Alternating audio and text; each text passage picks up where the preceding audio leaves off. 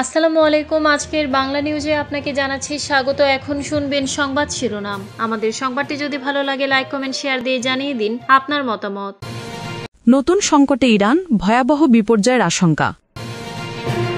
দিল্লির পর ইসলামাবাদে বিস্ফোরণ, নিহত 12। গাজা ঘিরে ঘনীভূত হচ্ছে নতুন সংকট। ভারতকে প্রক্সির মাধ্যমে সন্ত্রাস ছড়ানো থেকে বিরত থাকতে হবে, শাহবাজ শরীফ। গাজায় নো ওয়ার নো পিস মডেলে এগোচ্ছে ইসরায়েল। গাজায় ত্রাণ প্রবেশে বাধা দিচ্ছে ইসরায়েল, জাতিসংঘ।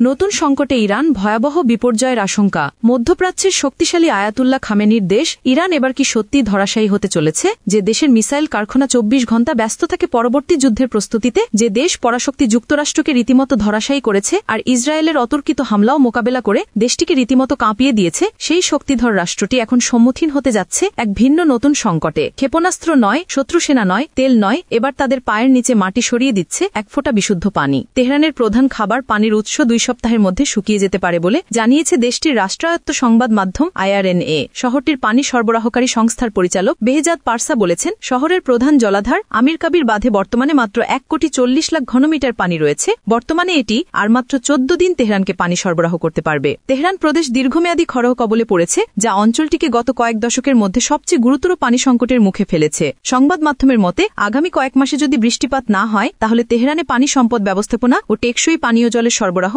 গুরুতর চ্যালেঞ্জের মুখে পড়বে। টানা 5 বছর শুষ্কতা এবং রেকর্ড তাপের পর তেহরানের পৌরসভার কলগুলো শুকিয়ে যাওয়ার দিকে এগিয়ে যাচ্ছে। জলাধারে পানি স্তর ইতিহাসের সর্বনিম্ন পর্যায়ে রয়েছে। বিদ্যুৎ বিভ্রাট নিত্য নৈমিত্তিক ঘটনায় পরিণত হয়েছে এবং মানুষের মেজাজ ক্রমশ খারাপ হচ্ছে। কর্তৃপক্ষ সতর্ক করেছেন, যদি উল্লেখযোগ্যভাবে পানি ব্যবহারে কাটছাট না করা হয় তাহলে কয়েক সপ্তাহের মধ্যে রাজধানীর কিছু অংশ ডে জিরোর মুখোমুখি হতে পারে, অর্থাৎ বাড়ির পানির কল পর্যায়ক্রমে বন্ধ করে দেওয়া হবে এবং পানি সরবরাহ করা হবে স্টেন্ড পাইপ বা ট্যাঙ্কারের মাধ্যমে। বছরের শুরুতেই তারা এই সতর্কবার্তা দিয়েছিলেন। বিশেষজ্ঞরা মনে করছেন, এটি শুধু একটি পানি সংকট নয়, বরং পানির দেউলিয়াত্ব, এমন একটি ব্যবস্থা যেখানে পানি এতটাই অতিরিক্তভাবে ব্যবহার করা হয়েছে যে ক্ষয়ক্ষতি আর পুরোপুরি পুনরুদ্ধার করা সম্ভব নয়। রাজধানী তেহরান ইরানের বৃহত্তম শহর এবং প্রায় 1 কোটি মানুষের বাসস্থান। এটি পানির জন্য 5টি প্রধান বাঁধের উপর নির্ভরশীল। কিন্তু গত জুলাইয়ে এর ভয়াবহ চিত্র দেখা যায়। তেহরানের অন্যতম সরবরাহকারী আমির কাবির বাঁধের জলাধারের কেন্দ্র থেকে উঁচু পাথরের ঢাল উঠে এসেছে, 1 ফোঁটা পানি নেই সেখানে।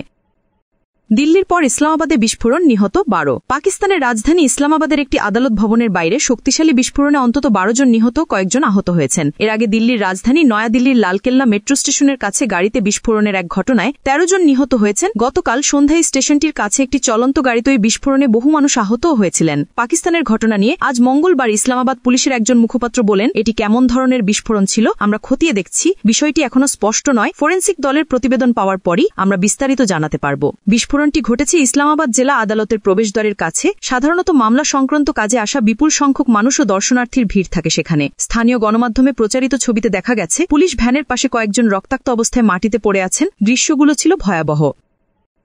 গাজা ঘিরে ঘনীভূত হচ্ছে নতুন সংকট। মার্কিন প্রেসিডেন্ট ডোনাল্ড ট্রাম্পের মধ্যপ্রাচ্য শান্তি পরিকল্পনা স্থবির হয়ে পড়ায় গাজা উপত্যকার বিভক্তির আশঙ্কা ক্রমেই বাড়ছে। একাধিক সূত্র জানিয়েছে, একদিকে ইসরায়েল নিয়ন্ত্রিত অঞ্চল, অন্যদিকে হামাস শাসিত এলাকা হিসেবে 2 ভাগে ভাগ হতে পারে গাজা। মঙ্গলবার 11 নভেম্বর বার্তা সংস্থা রয়টার্সের এক প্রতিবেদনে এই তথ্য জানানো হয়েছে। পরিকল্পনার বাস্তবায়ন প্রচেষ্টার সঙ্গে সরাসরি জড়িত 6 জন ইউরোপীয় কর্মকর্তা জানিয়েছেন, পুরো প্রক্রিয়াটি কার্যত থমকে গেছে। এখন গাজার পুনর্গঠন ইসরায়েল নিয়ন্ত্রিত অংশেই সীমাবদ্ধ থাকতে পারে। এর ফলে দীর্ঘমেয়াদী স্থায়ী বিভাজন তৈরি হতে পারে। পরিকল্পনার প্রথম ধাপ অনুযায়ী 10 অক্টোবর থেকে কার্যকর শুরু হয়েছে এর আওতায়। ইসরায়েলি সেনাবাহিনী বর্তমানে গাজার প্রায় 53% অঞ্চল নিয়ন্ত্রণ করছে। এর মধ্যে রয়েছে দক্ষিণের রাফাহ শহর, গাজা সিটির কিছু অংশ, অন্যান্য নগরাঞ্চল ও বেশিরভাগ কৃষিজমি। বাকি অংশে প্রায় 2 লাখ ফিলিস্তিনি বসবাস করছেন। সেখানকার অধিকাংশ মানুষ ধ্বংসস্তূপের মাঝে কিংবা ত্রাণ শিবিরে মানবেতর জীবন কাটাচ্ছে। বার্তা সংস্থা রয়টার্সের নভেম্বর মাসে ধারণ করা ড্রোন ফুটেজে গাজা সিটির উত্তর পূর্বাঞ্চলে ভয়াবহ ধ্বংসযজ্ঞের চিত্র দেখা গেছে। ইসরায়েলের হামলার পর এলাকা এখন কার্যত 2 ভাগে বিভক্ত। একাংশে ইসরায়েলের নিয়ন্ত্রণ, অন্যাংশে হামাসের। পরিকল্পনার দ্বিতীয় ধাপে ইসরায়েলকে তথাকথিত ইয়োলো লাইন থেকে আরও পিছু হাঁটার কথা বলা হয়েছে। পাশাপাশি একটি অন্তর্বর্তী প্রশাসন, বহুজাতিক নিরাপত্তা বাহিনী, হামাসের নিরস্ত্রীকরণ এবং পুনর্গঠন কার্যক্রম শুরুর প্রস্তাব রয়েছে। তবে পরিকল্পনায় কোনো সময়সীমা বা বাস্তবায়ন প্রক্রিয়ার স্পষ্ট কাঠামো নেই। প্রতিবেদনে বলা হয়েছে, হামাস নিরস্ত্রীকরণে অস্বীকৃতি জানিয়ে আসছে। এছাড়া ইসরায়েল পশ্চিমা সমর্থিত ফিলিস্তিনি কর্তৃপক্ষের কোনো ভূমিকা মেনে নিচ্ছে না এবং বহুজাতিক বাহিনী নিয়েও অনিশ্চয়তা বিরাজ করছে। ভারতকে প্রক্সির মাধ্যমে সন্ত্রাস ছড়ানো থেকে বিরত থাকতে হবে, শাহবাজ শরীফ। পাকিস্তানের রাজধানী ইসলামাবাদের আদালতের বাইরে আত্মঘাতী হামলার নিন্দা জানিয়েছেন দেশটির প্রধানমন্ত্রী শাহবাজ শরীফ। তিনি অভিযোগ করেছেন যে এই হামলায় ভারতের সক্রিয়ভাবে সমর্থিত চরমপন্থী গোষ্ঠীগুলো জড়িত। মঙ্গলবার একটি বিবৃতিতে শাহবাজ শরীফ বলেন, ভারতের টেরোরিস্ট প্রক্সিদের মাধ্যমে পাকিস্তানের নিরস্ত্র নাগরিকদের উপর সন্ত্রাসী হামলা নিন্দনীয়। পাকিস্তানের স্বরাষ্ট্রমন্ত্রী মহসিন নাকভি জানিয়েছেন, ইসলামাবাদের জেলা ও দাওরা জজ আদালতের বাইরে আত্মঘাতী হামলায় অন্তত 12 জন নিহত এবং 27 জন আহত হয়েছেন। নিজের দপ্তর থেকে জারি করা বিবৃতিতে শাহবাজ শরীফ আরও বলেন, ভারতকে এই অঞ্চলে প্রক্সির মাধ্যমে সন্ত্রাস ছড়ানোর জঘন্য কাজ থেকে বিরত থাকতে হবে। শাহবাজ শরীফ জানান, তিনি ইসলামাবাদের এই ঘটনার তদন্তের নির্দেশ দিয়েছেন এবং যারা দায়ী তাদের বিচারের মুখোমুখি করা হবে। এছাড়া দেশটির প্রতিরক্ষামন্ত্রী খাজা আসিফ এই বিস্ফোরণের জন্য আফগানিস্তানের দিকে ইঙ্গিত করে একটি প্রতিক্রিয়ায় বলেছেন, জবাব দিতে পাকিস্তান পুরোপুরি সক্ষম। গাজায় নো ওয়ার নো পিস মডেলে এগোচ্ছে ইসরায়েল। ফিলিস্তিনের গাজায় চলমান যুদ্ধবিরতি কার্যকর হলেও বাস্তবে তা ভঙ্গ হচ্ছে প্রতিনিয়ত।